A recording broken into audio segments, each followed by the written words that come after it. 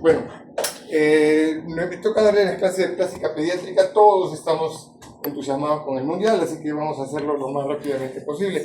Si tienen alguna duda, me interrumpen nomás, no hay ningún problema. Siguiente.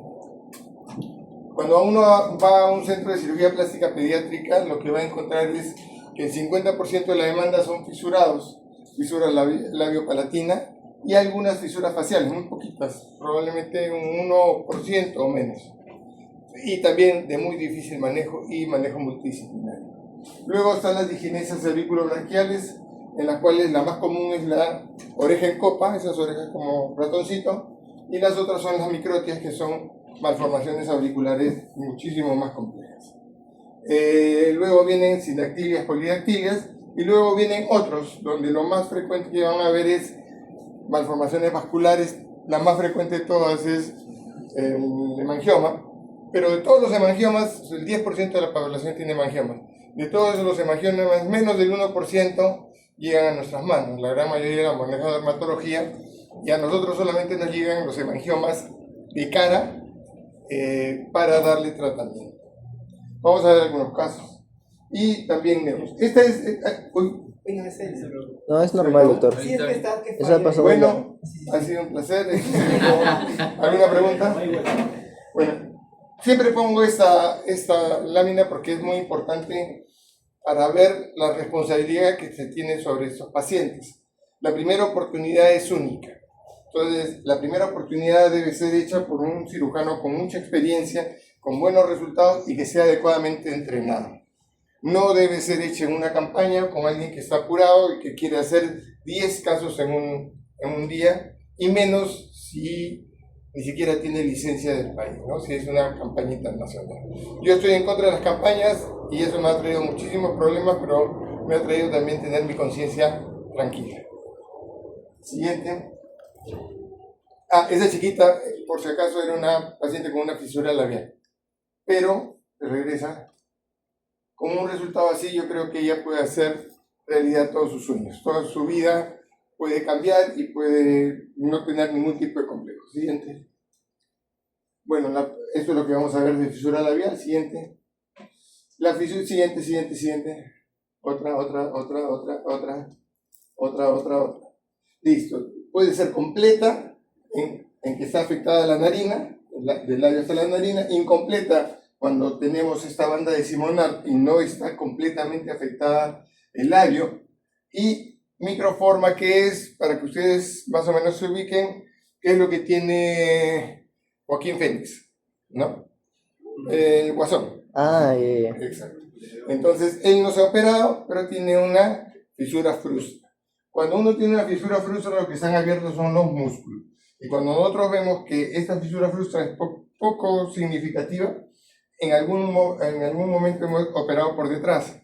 Es decir, abren, decolan el músculo, cierran el músculo y no le queda ninguna huella en la parte anterior. Siguiente.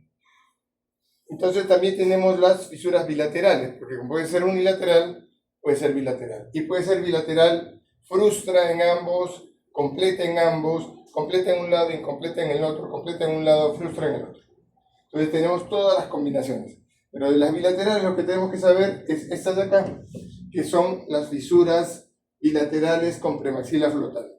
¿Por qué? Porque no tiene nada que sostenga que la premaxila no crezca, que no se vaya para arriba. Entonces, como no tiene nada que la sostenga, se va hacia arriba, y la columela, que es esto de la nariz, la parte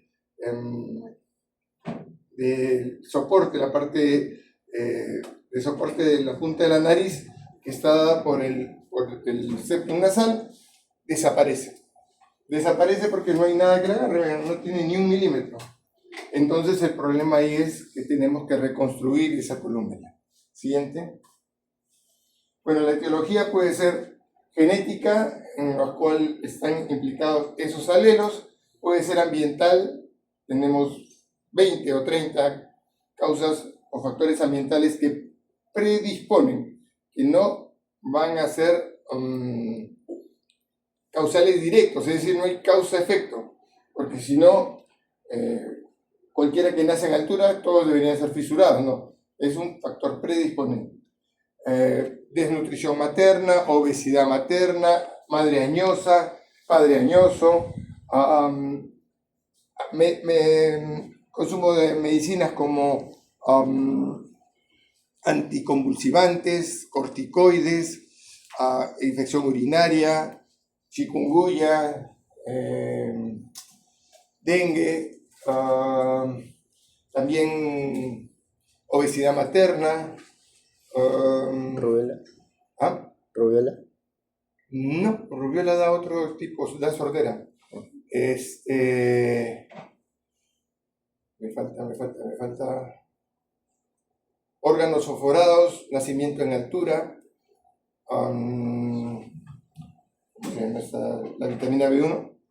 ¿Temina? Sí, déficit de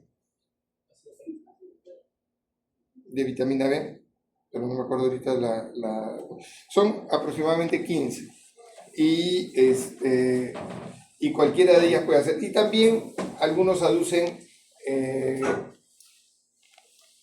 condiciones socioeconómicas, ¿no? Todas ellas son la parte ambiental y hay unas que son mixtas. Genéticas son 10%, ambientales son 12% y 78% serían mixtas, que en realidad no son tan mixtas, sino que no tenemos una causa aparente. Pero hay algunas hipótesis, es que muchas familias tienen unas mutaciones que van a facilitar que se precipite una fisura labiopalatina. Cuando juntas 8 mutaciones, aparece un caso. Por eso el genetista no hace tanto exámenes específicos, sino hace un árbol genealógico. Y con eso va a sacar el riesgo, porque lo que interesa es cuál es el riesgo de que otro de sus hijos tenga fisura. Siguiente.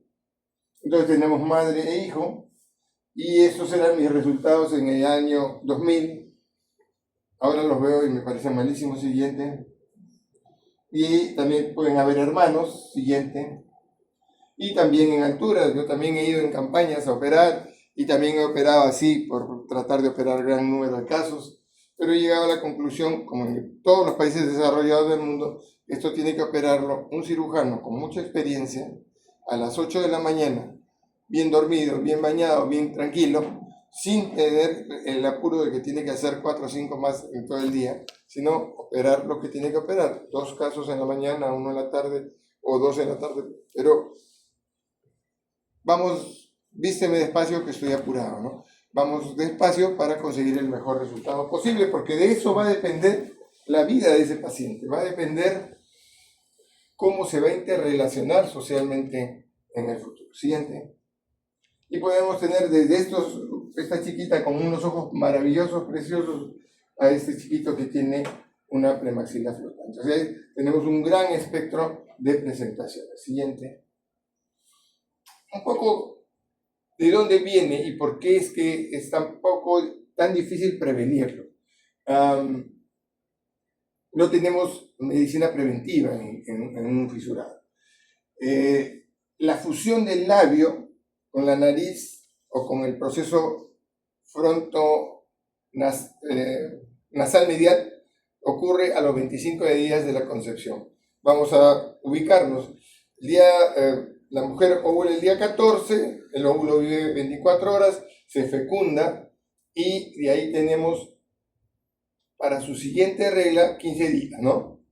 Entonces tienen 15 días, y son 15 días y 10 más que puede retrasarse. La gran mayoría de mujeres jóvenes son irregulares. Ellas no tienen la menor idea de que está embarazada. Y en el Perú, las chicas que planifican su reproducción son 10%, 15%, ¿no? Entonces, la gran mayoría, en este momento, para ese día, no sabe que puede quedar embarazada. Por eso hace muy difícil que se pueda hacer medicina preventiva o se busque hacer prevención en esos casos. Y el paladar primario, que es el que consta labio y premaxila, se va a formar entre la 4ª y 8ª semana, y el paladar secundario, que implica el paladar duro y el paladar blando, entre la entre las 8 y las 12 semanas. Siguiente. Siguiente.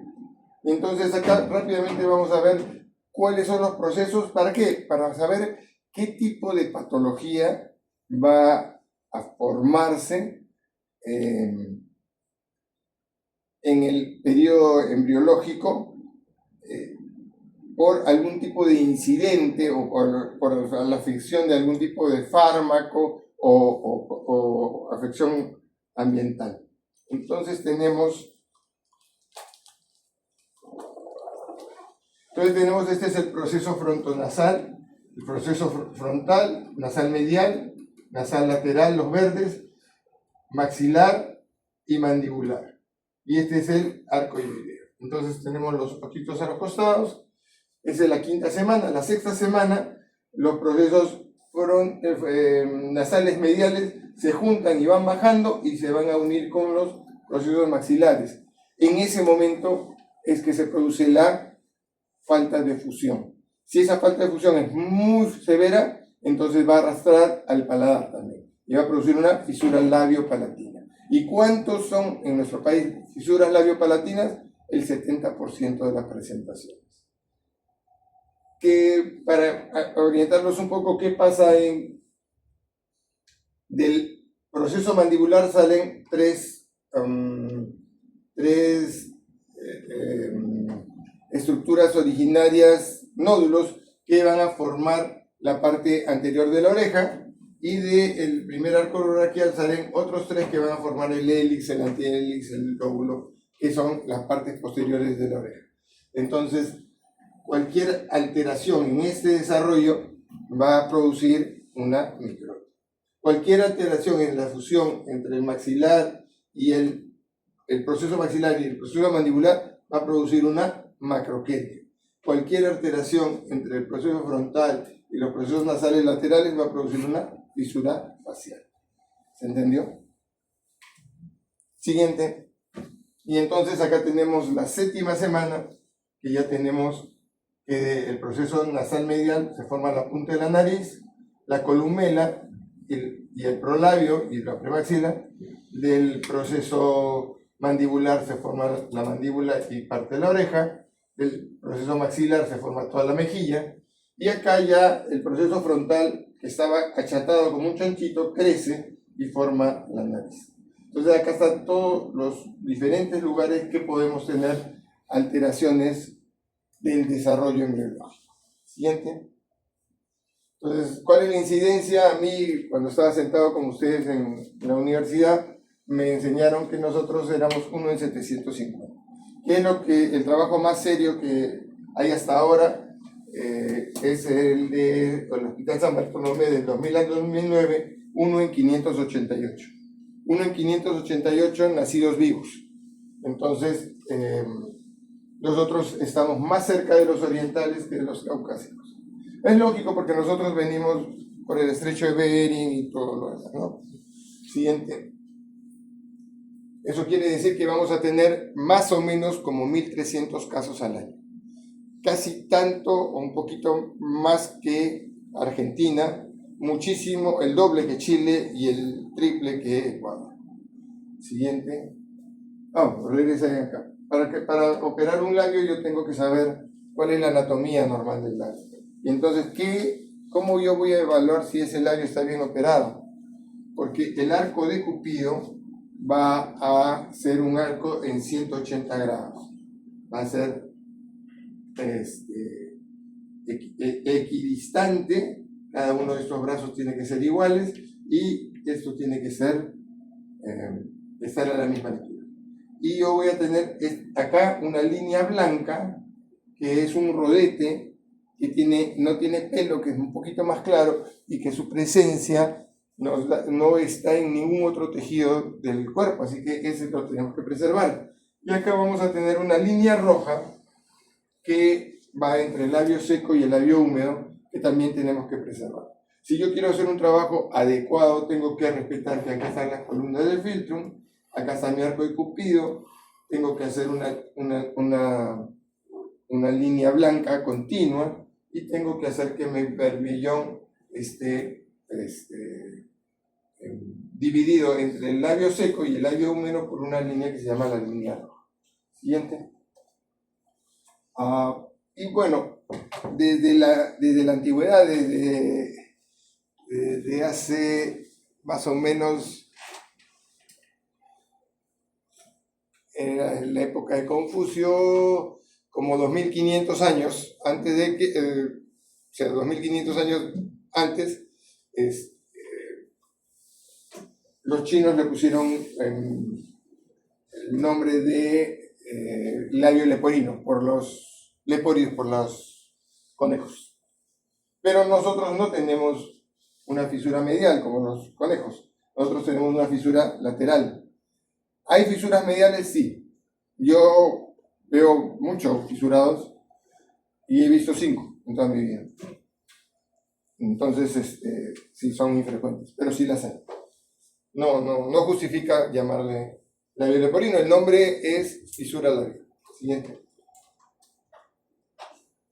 Acá está la premaxila, de donde salen los 4 incisivos anteriores y el prolabio. Y está el agujero palatino anterior. Y de ahí para atrás viene el paladar, ¿no? Para distinguir lo que es paladar primario de paladar secundario. Siguiente. Y entonces, esto es lo que tenemos. Tenemos una rotación del arco de Cupido, un segmento corto al lado no fisurado, la premaxila rotada, el septum desviado al lado fisurado y la punta nasal desviada con un cartílago alar deformado, más ancho, más largo y menos fuerte.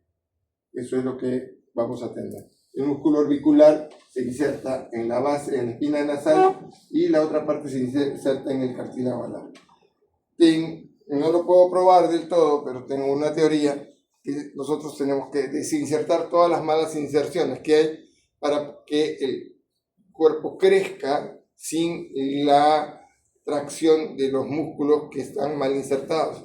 Cuando conseguimos eso, conseguimos que el niño tenga un mucho mejor resultado y que su crecimiento no siga produciéndole alteraciones. ¿Sí?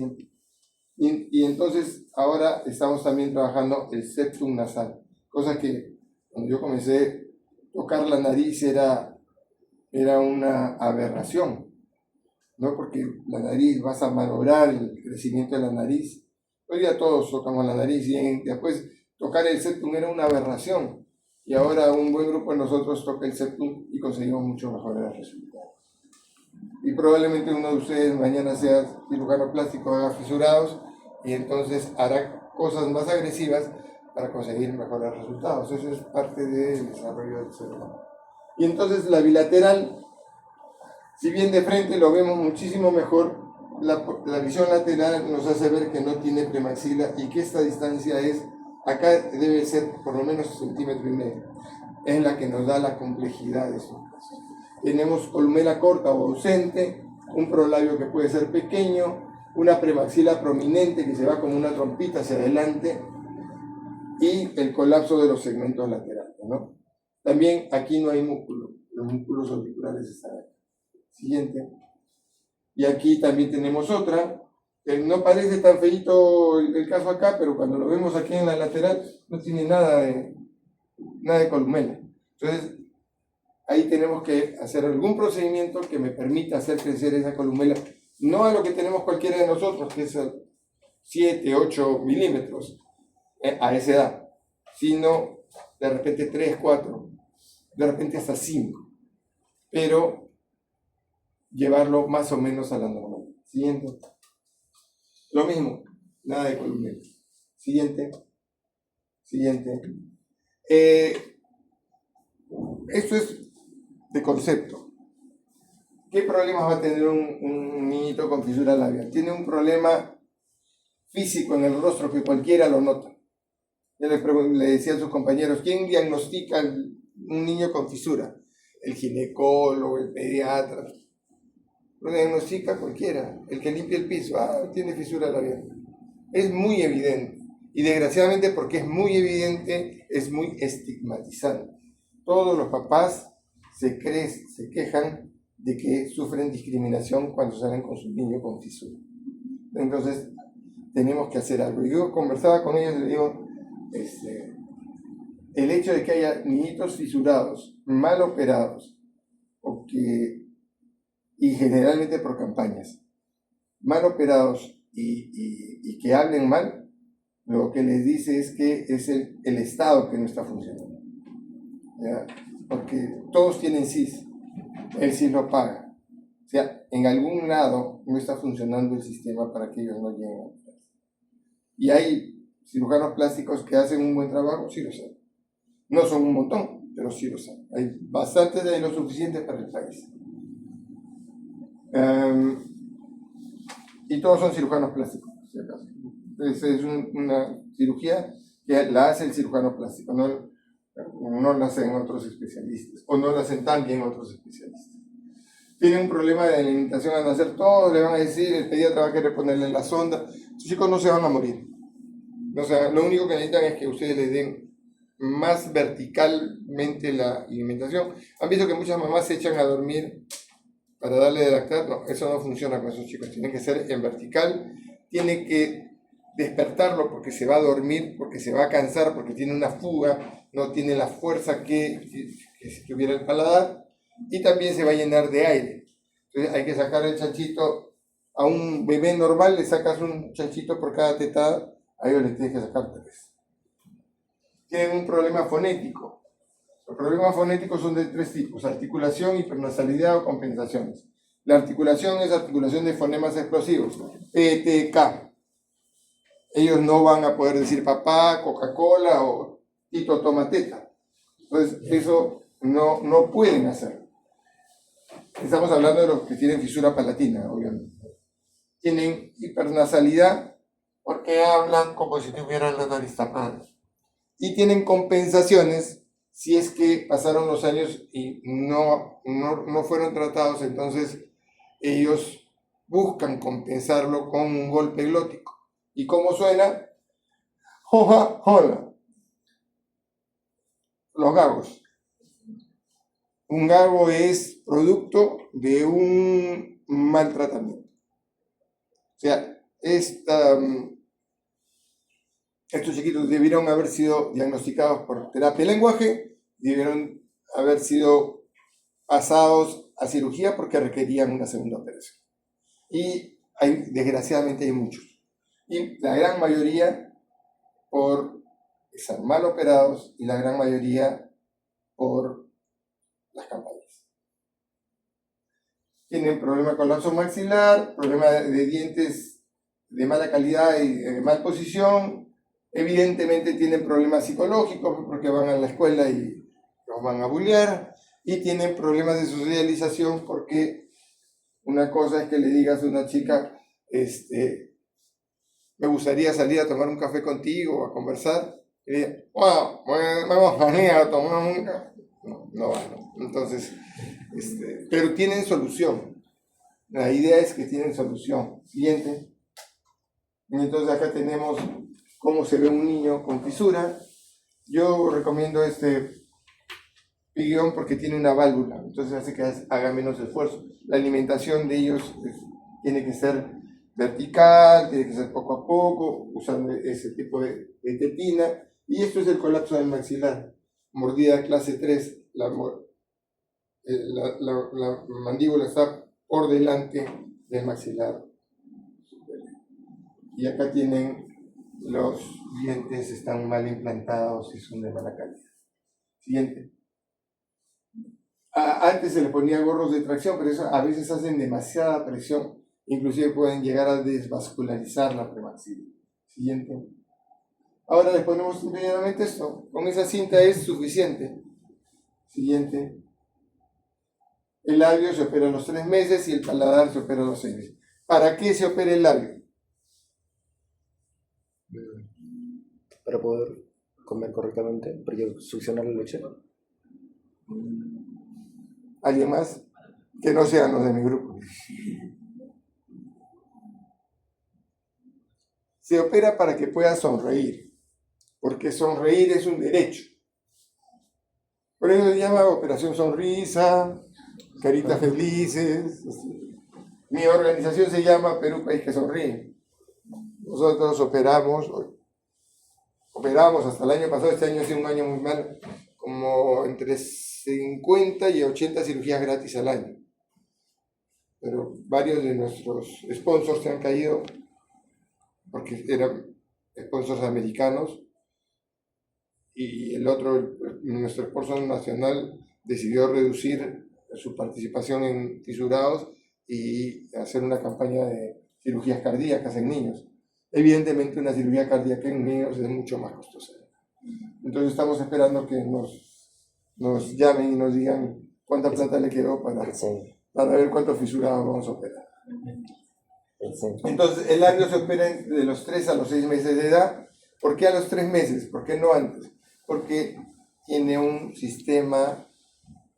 centro respiratorio muy inmaduro.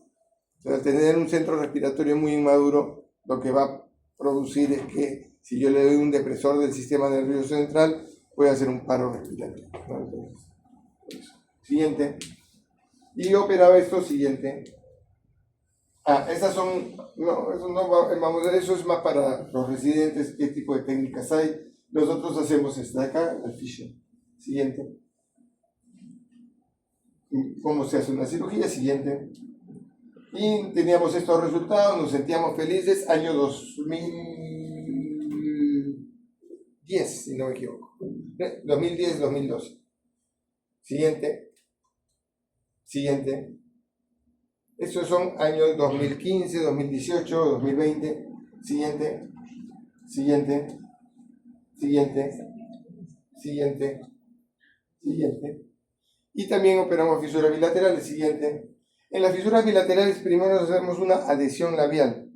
Es decir, cerramos los músculos, los insertamos en el periósteo de la premaxila para que con la contracción esa premaxila regrese a su posición normal. Y como los huesos del Vomer todavía están cartilaginosos, se produce una ortopedia natural. Esto no lo hacíamos en esa época, nos quedaban así. A mí, honestamente, me da vergüenza, ese resultado es muy, pero muy malo. Siguiente. Mira, regresa. Año 2000. Siguiente. Esto es como en el 2010, para bilaterales. Siguiente. Siguiente. Siguiente. Siguiente. Eso es ahora. Siguiente. Siguiente. Siguiente.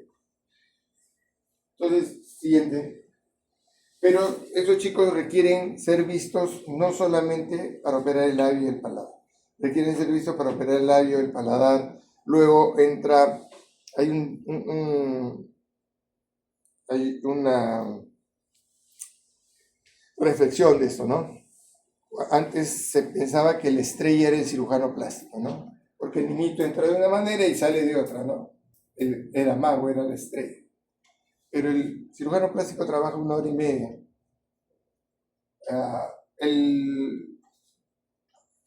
La terapista del lenguaje trabaja 4 años. El ortodoncista o el ortopedista dental trabaja 10. Y el psicólogo trabaja 15. ¿Quién es la estrella? ¿La terapista? Debes conocer a alguna terapista. No dudo que sea una estrella, pero la estrella es el paciente. Todos estamos alrededor del paciente. Nadie es una estrella, todos trabajamos para él. Todos trabajamos para él. Y entonces, con el paso del tiempo, se va cayendo la cirugía y por eso a los 5 años hacemos una quelorrhina intermedia, que lo deja de esta manera con una nariz más bonita y el labio más alineado. Siguiente. Y luego hacemos un injerto óseo para que el canino baje y lleve a más hueso y el maxilar sea mucho más un arco mucho más natural. Acá le hicimos el injerto óseo. Siguiente. Y luego le hacemos una rinoplastía y este chico tiene 13, 14 años. Le falta su rinoplastia definitiva más tarde, pero creo que cualquiera de nosotros que lo ve en la calle No diría que es un niño que tuvo una fisura. Siguiente. Un segundito. Algo. Estas son algunas de las complicaciones que pueden haber en una cirugía, tanto de labio como de paladar. La más peligrosa es la aspiración, porque el paciente va a terminar haciendo una neumonía y puede terminar en UCI. Nos ha pasado a todos, porque conozco. Siempre ponemos una gasa atrás y entonces terminas para tomar la foto y se olvidaron de la gasa y el anestesiólogo cuando no lo puede ventilar, mete su pinza, saca la gasa, ¿no? Ocurre. Si yo le diría, no, nunca me pasó, les estaría mintiendo. Y no es la idea decirles mentiras, es decirles lo que pasa. La dehiscencia de un labio y la dehiscencia de un paladar depende de la tensión. Es una cirugía que requiere experiencia porque uno tiene que aprender a saber cuándo la tensión está demasiado alta y eso se va a abrir. Si ustedes cierran con un poquito de tensión, se va a abrir.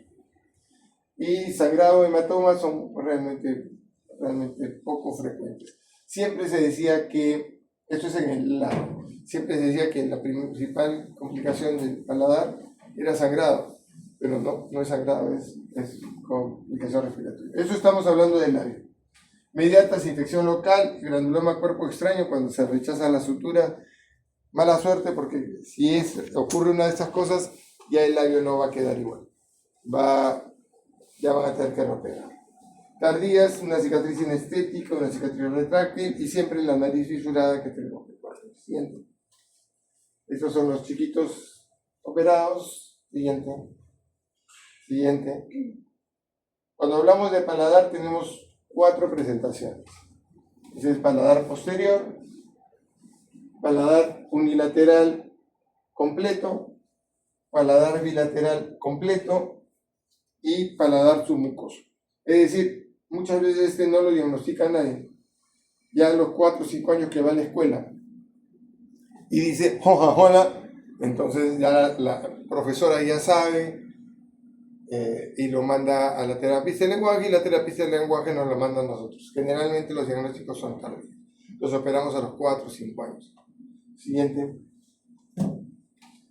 Es multifactorial y hay un producto que es muy característico, el ácido retinoico que se usa para el acné, Rakutanen o Akutanen, puede producir fisura palatina y tiene que dejar de usarse por lo menos 6 meses antes de quedar embarazada la mamá. Siguiente.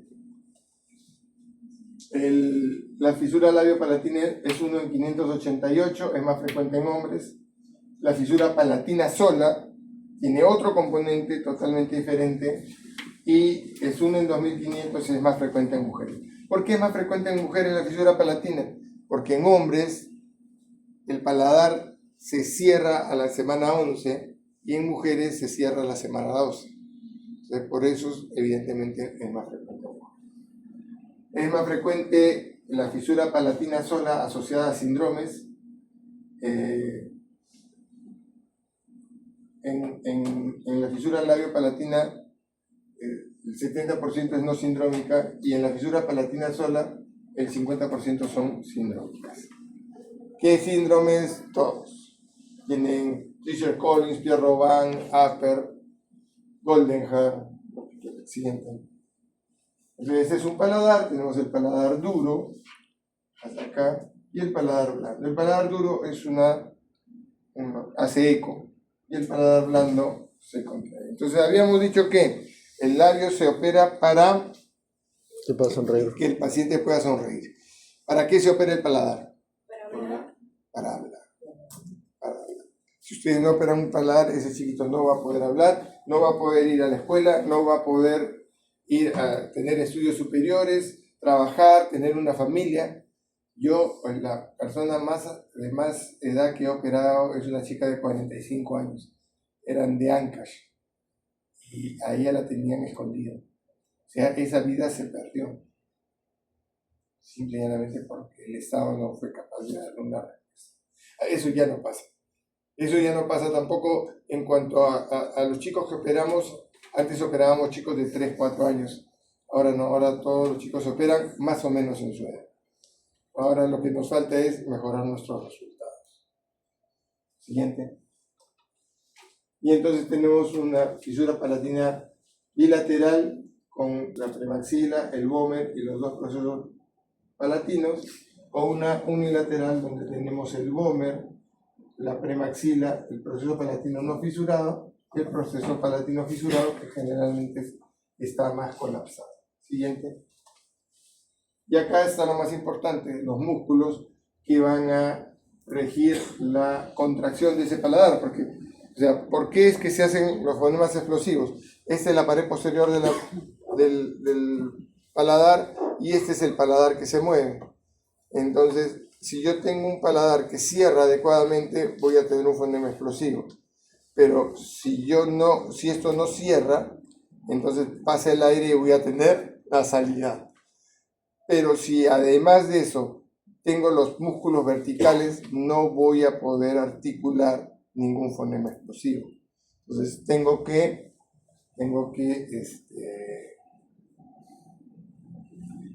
saber qué músculos están implicados. ¿Y cuál es el músculo que lleva el paladar hacia arriba y hacia atrás?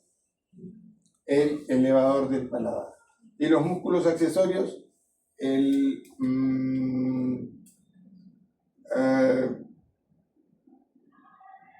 palatofaringio y el rojito es el palatofaringio es uno y el otro es el constrictor de la faringe. Son los que hacen que se acerquen el paladar hacia adelante.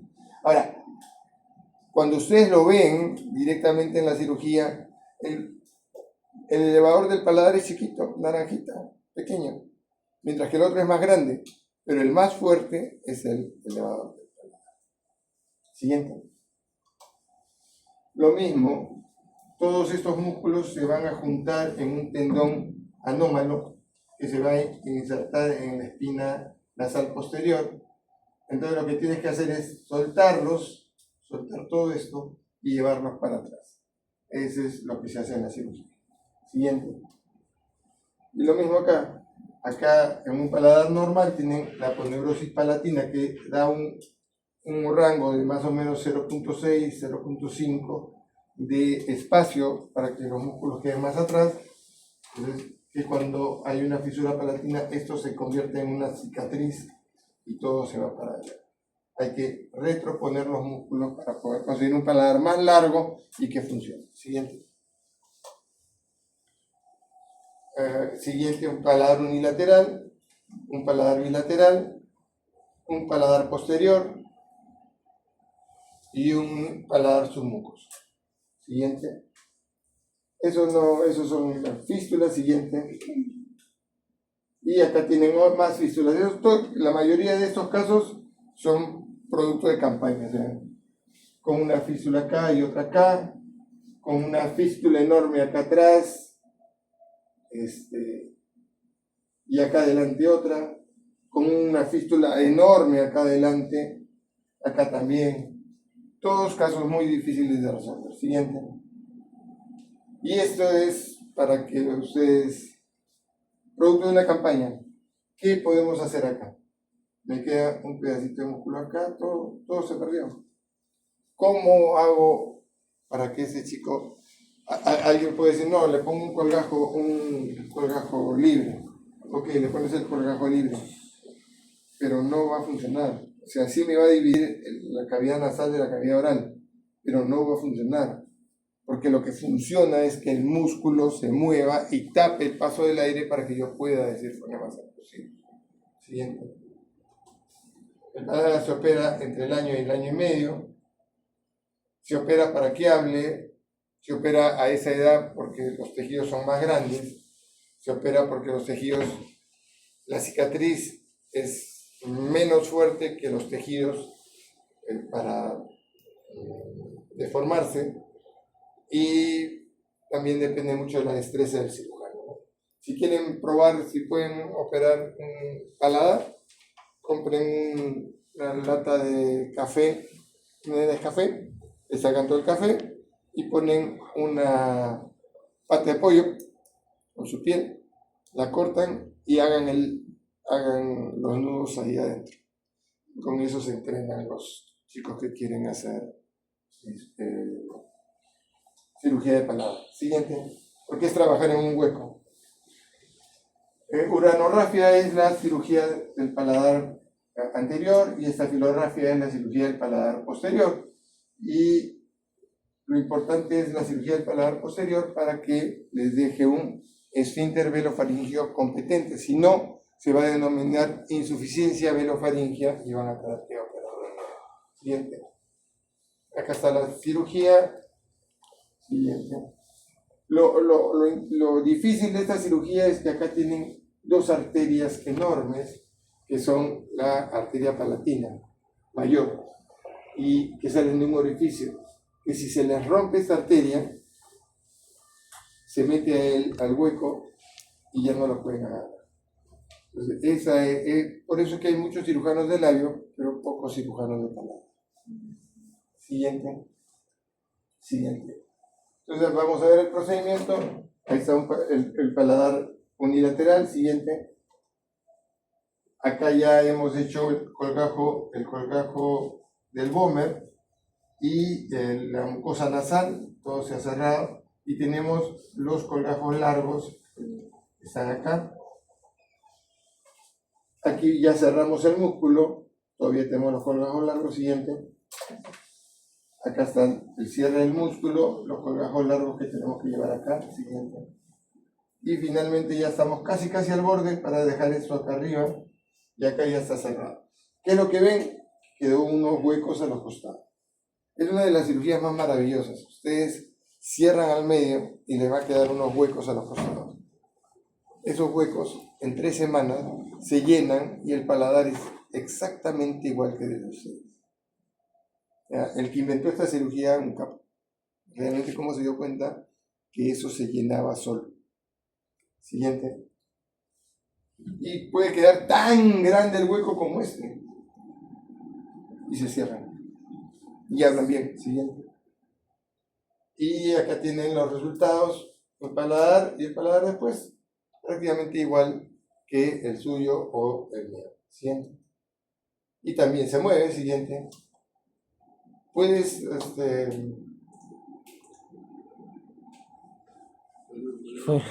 pero no hay sonido, creo. ya no hay parlante. No te preocupes. Luego les mando igual. Siguiente. Y las complicaciones, todos dicen que la complicación más frecuente de la fisura palatina es sangrado. No, la más frecuente es respiratoria.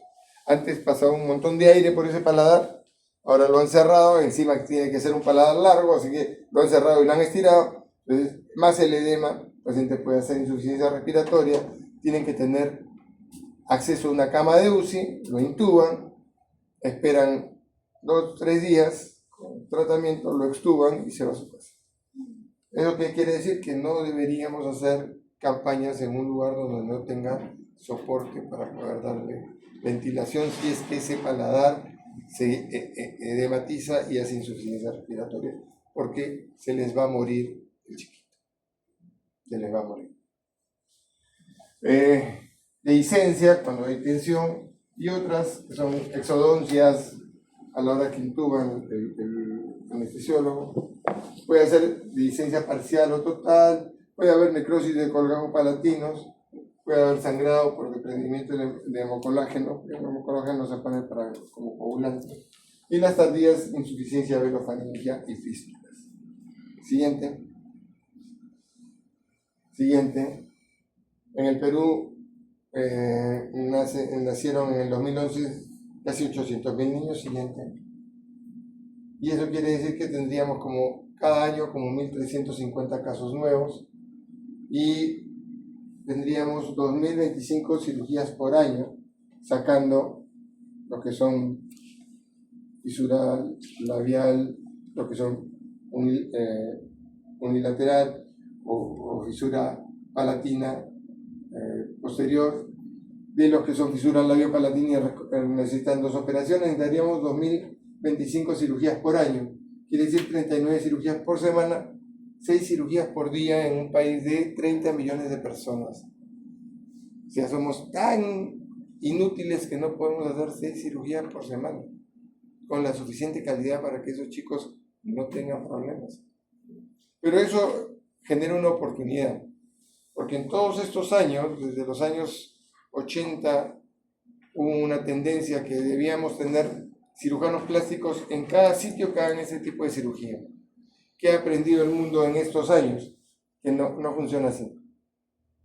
Los países desarrollados están cerrando todos los centros y concentrándolos en 4 o 5 centros por país, porque la curva de aprendizaje es muy larga y porque si no tienes suficientes casos para hacer investigación, docencia, no vale la pena.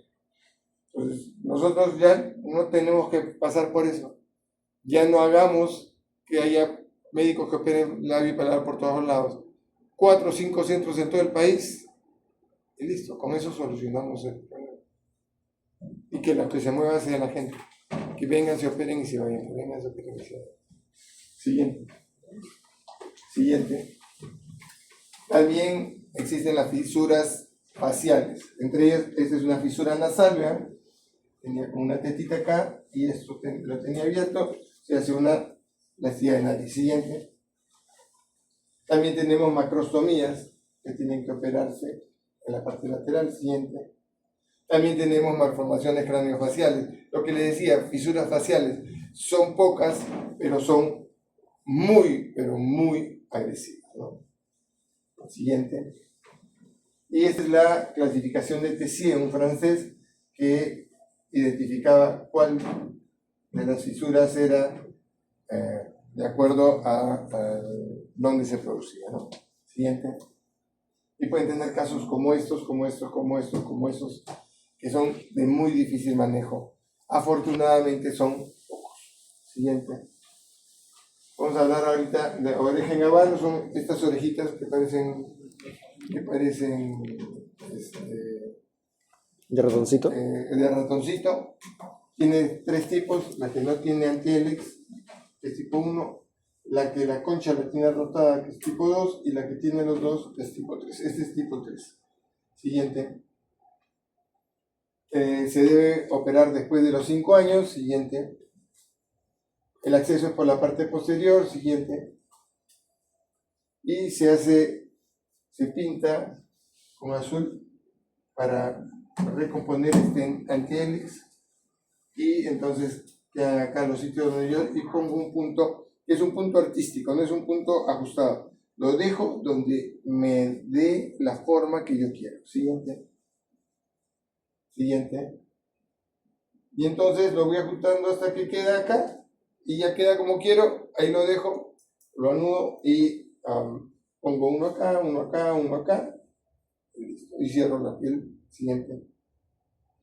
Y cierro la piel, ¿no? Siguiente. Hay que ponerle vendaje por unos 3, 4 días. Y después va a usar una vincha por 3 semanas. Siguiente. Y entonces tiene las orejas abiertas y las orejitas más cerradas. Siguiente.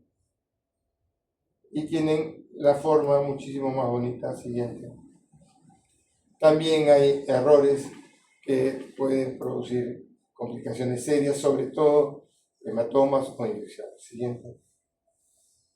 También puede protruir los puntos. Siguiente. O hacer un queloide. Siguiente. O sacarle mucha piel y convertirla en una oreja pegada, ¿no? Un pavo. Una oreja pegada. Siguiente.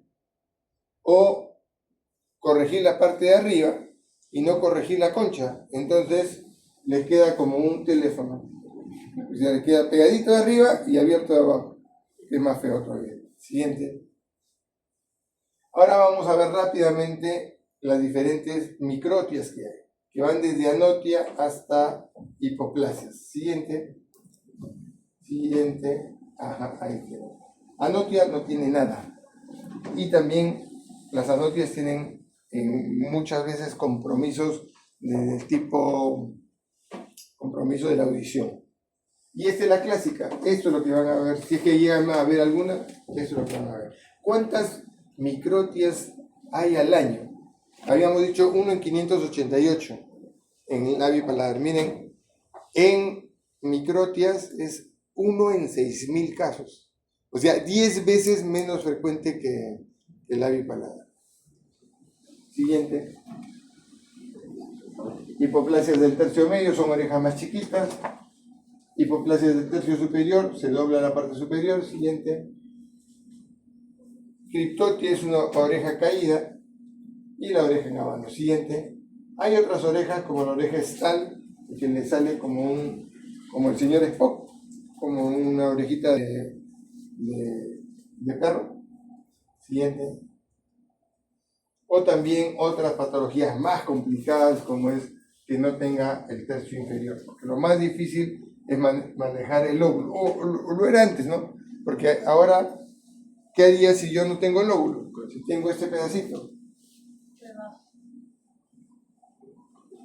Injerto. ¿Injerto de qué? Los dos que han llevado conmigo. No, injerto de grasa. Claro, ¿qué es el lóbulo? ¿Tú qué es el lóbulo? Es grasa. Le pongo 2-3 injertos de grasa de 2-3 centímetros cada uno y me queda un lóbulo. Siguiente. Agenesia del lóbulo. Siguiente. Entonces ahí tiene 1 en 6.000. Nosotros nos basamos en CRAP 1 en 6.000. El más frecuente en hombres, pero se operan más las mujeres. Y la relación es más derecho que izquierdo y ambos más frecuentes que bilateral. Siguiente. Se opera generalmente después de los 5 años que ya creció la oreja, pero como hacemos reconstrucción con cartílago costal necesitamos que tenga suficiente cartílago. Entonces hay que medirle el cartílago costal y eso más o menos debe tener como 65-70 centímetros. Generalmente eso lo operamos entre los 9 y 10 años. Siguiente. Eso es lo que necesitamos, un buen cartílago, una buena piel. Siguiente. Se han usado un montón de materiales sintéticos. Silicona, todo lo que todos han sido malos. Los resultados con todos son pobres. El gold estándar en el mundo es cartílago costal. Siguiente. Y entonces, Tanser es un tipo de oreja, Bren otro. Siguiente. Espina Kamakura son brasileros, otro. Nagata otro. Cómo se copia el del lado contralateral, se le da no solamente la forma, sino la caída, la inclinación, porque la oreja no es recta, tiene como 20 grados de inclinación. Siguiente. Y la oreja va desde la ceja hasta la espina nasal. Entonces tenemos que de aquí a acá tiene que haber una oreja, tiene que estar inclinado a 20 grados y tiene que ir de aquí a acá. Entonces, tenemos que respetar eso para tener un buen resultado. Siguiente. ¿Y qué es lo que se hace? Se saca el 5, el 6, el 6, el 7 y el 8. El 6 y el 7 son el corazón y se pone el 8 se pone como el hélice. Siguiente. Ahí se hace un bolsillo. Acá está ya armado el cartílago. Siguiente. Y se coloca en la parte interna y se pone un drenaje de succión negativa para que se marque. Siguiente. En la orejita. Siguiente. Luego, a los 6 meses, se saca piel de la ingle, se coloca acá y se espera 5 o 6 días, se descubre y ya prendió la piel. Siguiente. Pero, ¿qué es lo que pasa? Y acá lo van a notar. Esas orejitas se notan muy bien, pero cuando hacen ese injerto tan grande, se borra todos esos surcos. Entonces, lo que yo estoy haciendo ahora es, le saco de la otra oreja y no levanto toda la oreja, sino solamente la parte superior. Porque en realidad, ¿para qué quieren la oreja? Para ponerse los lentes, para ponerse la mascarilla. Entonces no necesito que esté toda abierta, ¿no? Con eso no pierdo los surcos que ya había ganado y no tengo la secuela que es un corte de este tamaño en la ingle. Le preguntaba a sus compañeros si es mujer, preferiría tener un corte detrás de la oreja o un corte en la ingle. Detrás de la oreja. Entonces, uno tiene que ver que esa niña va a crecer. Y si va a crecer, va a tener la vida sexual activa. Y quieran o no tener un corte en esa zona, le va a dar incomodidad. Siguiente. Entonces, en el primer tiempo operatorio, puedo perforar la pleura, pero como está con intubado, fácilmente si perforo la pleura es como la llanta de los carros. ¿Han visto cuando iban a reparar la llanta de los carros? Cada que le pasan, que la meten en el agua, burbujea. Igual, se dan cuenta porque burbujea la pleura, hacen una jareta, le piden al anestesiólogo que de presión positiva, cierran su jareta, otra jareta encima y ya está, no hay problema. El problema es que si no se dan cuenta, ¿no? Ahí sí sería un problema. Se le rompe el cartílago, ahí sí sería un problema porque necesitan que los cartílagos sean largos y grandes. Y en el postoperatorio inmediato puede haber hematoma o infección, generalmente de zona dadora. En el tardío puede resolverse el cartílago. En el segundo tiempo puede perderse el injerto. Cuando se pierde el injerto, más de 30-40%, vuelvan a cerrarlo y hacen un injerto más adelante. ¿Por qué? Porque hacer colgajos ahí, no, o sea, esos colgajos no son muy elásticos, no les van a solucionar el problema. Siguiente. Y pueden haber resultados tan malos como estos. Siguiente. Y también pueden tener exposición de cartílago, pueden hacer un colgajito para taparlo. Siguiente. Pueden tener necrosis del óvulo, que es bien complicada, o dehiscencia, pérdida del injerto, tienen que volver a hacer un injerto. Siguiente. O cicatriz en el tórax. Siguiente. O resultados tan malos como estos. Siguiente. O como este. Cuando tenemos resultados tan malos como esos y ya no tenemos piel y ya el paciente está cansado, lo que sugerimos es que le pongan estos implantes dentales y una base. Siguiente. Y estos tienen imanes. Siguiente. Y mandan a hacer una oreja de acrílico, de silicona, del mismo color de su piel, igual que la otra. Siguiente. Y se la ponen. El único problema es que no le pueden jalar la oreja porque se queda con la oreja. Siguiente. Bueno, hemangiomas. ¿Por qué nos mandan los hemangiomas a los cirujanos plásticos? Porque son en la cara. ¿Y qué va a pensar un cirujano general sobre este hemangioma? Que hay que sacarlo. Y entonces va a sacar todo en una. Nosotros en esta chiquita la operamos 4 o 5 veces, pero vean cómo quedó. ¿Por qué? Porque si yo saco el hemangioma en una, me va a faltar tejido. Si yo lo voy sacando poco a poco, lo que estoy haciendo es una expansión interna. Es decir, a medida que saco, ese tejido está creciendo y voy ganando tejido. Entonces, por esa razón, ese es el ejemplo más clásico, es el labio, porque los hemangiomas del labio son difíciles de manejar. Siguiente. Apéndices preauriculares, hay que tomarle de todas maneras a las microtias y a los apéndices preauriculares una ecografía renal. 20% tiene malformaciones renales. Entonces, se saca, pero hay que sacarlo con la raíz. No así, no como los cirujanos pediátricos, cortan y ponen puntos, no. Tienen que seguir la raíz hasta la parte más profunda de los árboles, para que no reciba. Siguiente. Y estos son También es bastante frecuente heridas amnióticas, que se sacan con setas plásticas múltiples. Las setas, ya lo saben todos ustedes, son los corgajos de transposición más frecuentes que hacemos, ¿no? Y ven cómo está antes y cómo queda después. Siguiente. También hay heridas en los pies, en las manos, que son de más difícil manejo. Siguiente. Polidactilias. Cuando van a hacer una polidactilia tienen que ustedes eliminar el dedo que está fuera del eje. En este caso salió del eje y vean, la mano queda bastante normal. Y en este caso acá tienen polidactilias.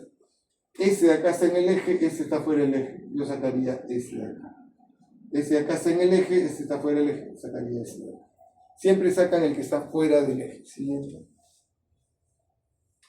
Y esta es una ectrosindactilia o manos de tenaza. Es bien raro, pero hay que unir esto primero y después ir haciendo las liberaciones de las sindactilias con injerto de piel. Siguiente. Esto de acá era como un chiste, ¿no? Le preguntaría a ustedes qué cosa es y todos me dirían amputación del pulgar. Y no era amputación del pulgar, la niñita había puesto la mano en el horno y había tenido una quemadura de palma de mano, no había tenido acceso a especialista y se fue pegando y se pegó el dedo. Eso es como si tuviera el dedo amputado. ¿Qué hay que hacer ahí? Abrir, poner matriz dérmica, no poner injerto, poner matriz dérmica y después injerto. ¿Por qué? Porque cualquier injerto tiene contractura secundaria. Muy bien. Y entonces va a quedar en lo mismo. Siguiente. Eso no estaba en la clase anterior, pero me dijeron que querían que hable de ginecomastia. Ginecomastia ocurre mucho en niños, primero que es hereditario. Entonces los papás van a tener, los hermanos van a tener, y es muy molesto para los chicos, sobre todo a la edad de 12, 13, 14 años. Entonces, primero tiene que descartar el endocrinólogo que no tiene causa endocrinológica, y después se los pasa a ustedes, y lo que hacemos normalmente es hacerles una ecografía. Si tiene mayor componente graso, puedo hacer una liposucción, se necesitan 2 neuronas, pero si tiene mayor componente glandular, sí tengo que hacer una exéresis de la glándula. En este caso era más de tipo graso. Siguiente. Y entonces ahí tienen el resultado después de la exéresis. Siguiente. También me pide el sílabus que les hable del síndrome de Poland. El síndrome de Poland es un bloqueo de una arteria durante el desarrollo embriológico de la parte mesodérmica. Entonces van a tener un complejo areola-pezón que es ectodérmico, pero no van a tener ni la glándula mamaria, ni la grasa, ni el músculo pectoral mayor. Entonces ven el pectoral menor y el serrato ahí, ¿no? Entonces es bien incómodo para las niñas y es bien característico. 1 en 100.000 nacidos vivos, no es poco. Y van a tener unos diagnósticos locos. A mí me pasaron una chiquita, un médico general, que decía que le haga juicio al ginecólogo porque le había aplastado a la hora de nacer, le había aplastado los dedos y que los dedos estaban marcados en el tórax de la niña a la hora de sacarla, y que por eso es que no le había crecido la mama. Siguiente. ¿Qué es lo que hacemos? Nosotros sacamos grasa, injertamos grasa para hacer un colchoncito. Cuando tenemos suficiente grasa, pues, siguiente, ponemos un expansor. Y esta chiquita, sus papás vivían en Suecia. Y entonces estaba acá en Perú, tenía su CIS, le hicimos los injertos grasos, le pusimos la prótesis, la mandamos se fue a Suecia, y los médicos allá le dijeron que les daba mucho gusto, que estaba muy bien tratada, ¿no? Siguiente. y vino hace poco, está estudiando en una universidad americana y a mí me gusta más la mama del Poland que la otra mama, ¿no? Siguiente. Siguiente. Este es otro Poland, pero en este caso la diferencia es poca y yo le pondría solamente grasa. No le pondría un expansor. Siguiente. Y bueno, eso salió en el año 2000. Nunca se reportó si fue bien o fue mal el experimento, pero dio la vuelta al mundo. Y a ustedes les va a tocar un mundo donde van a tener tejido para poder hacer su reconstrucción. Siguiente. Muchas gracias y vayan a ver el fútbol.